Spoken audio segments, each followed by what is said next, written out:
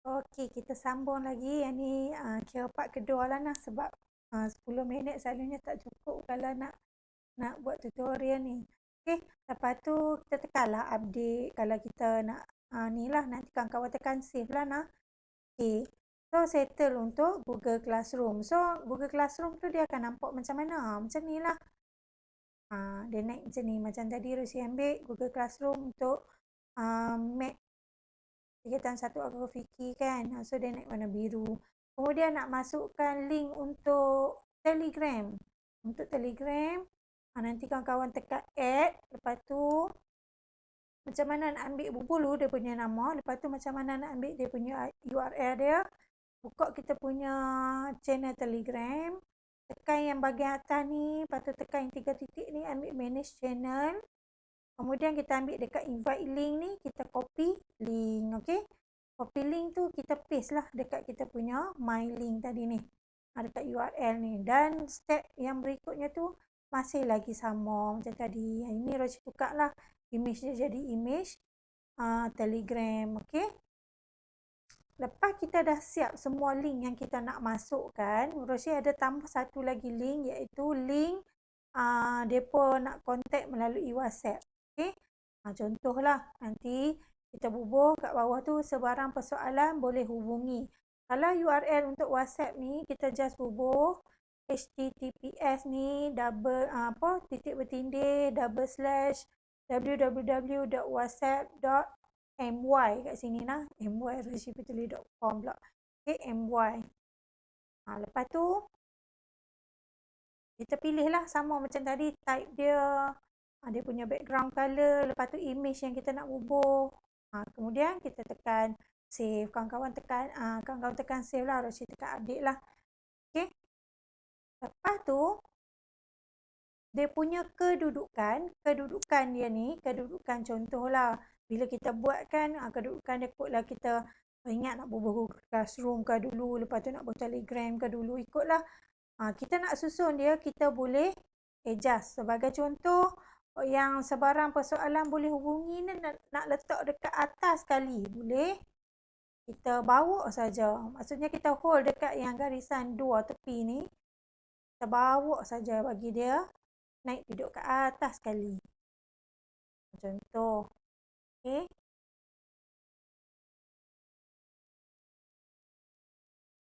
Okay, paparan kat tepi ni adalah apa yang akan keluar dekat paparan handphone ataupun laptop budak lah. Contoh macam ni lah. Okay.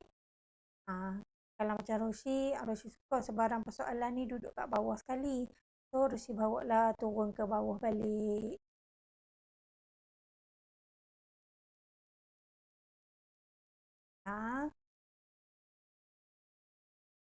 Kita boleh susun ikut kelas pun boleh, ikut tingkatan pun boleh, ikut apa orang kata jenis pun boleh. Telegram nak letak dengan Telegram. Apa lagi Google Classroom nak letak sekali dengan Google Classroom boleh, tak ada masalah. Okey.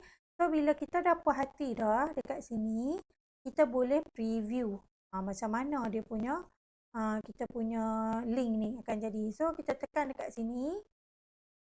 Dia akan buka page. Yang ni adalah paparan yang student akan nampak nanti. Okay.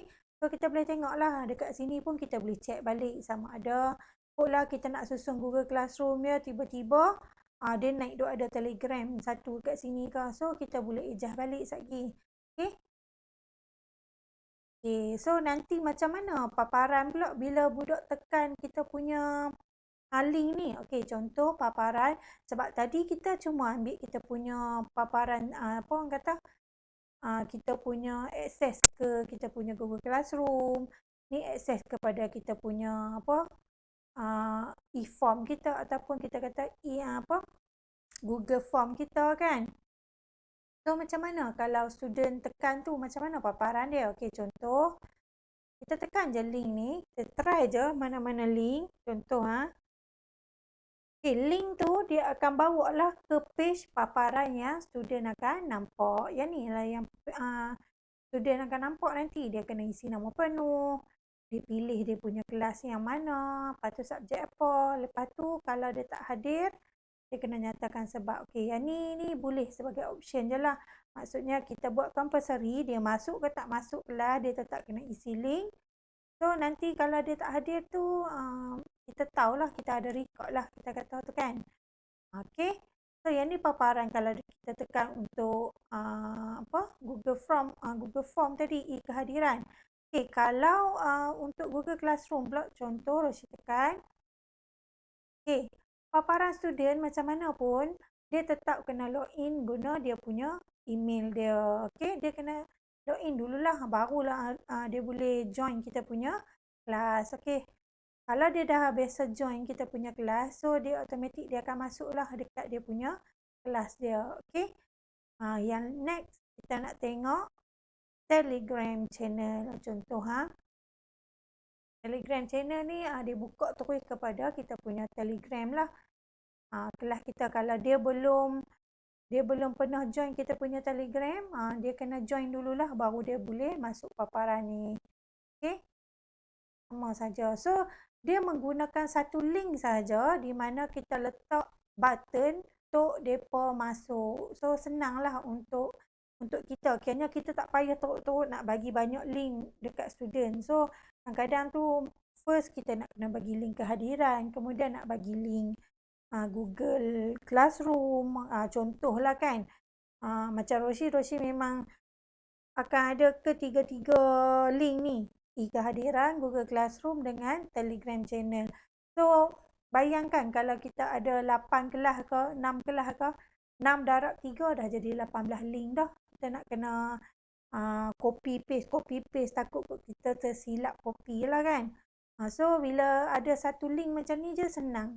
Kita bagi satu link je, nanti kita terus bagi je dekat student. Okey, macam mana kita nak ambil kita punya link? Okey, kita balik kepada my link kita tadi ni. Okey, dekat sini kita tekan butang ni.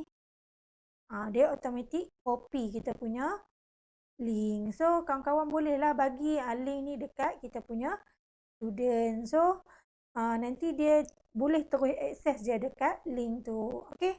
So, yang tu saja Roshi punya perkongsian berkaitan dengan MyLink. Kalau ada yang tersilap info, Roshi minta maaf. So, jumpa lagi. Kalau ada lagi apps-apps yang menarik yang Roshi jumpa. Okey, bye-bye. Assalamualaikum.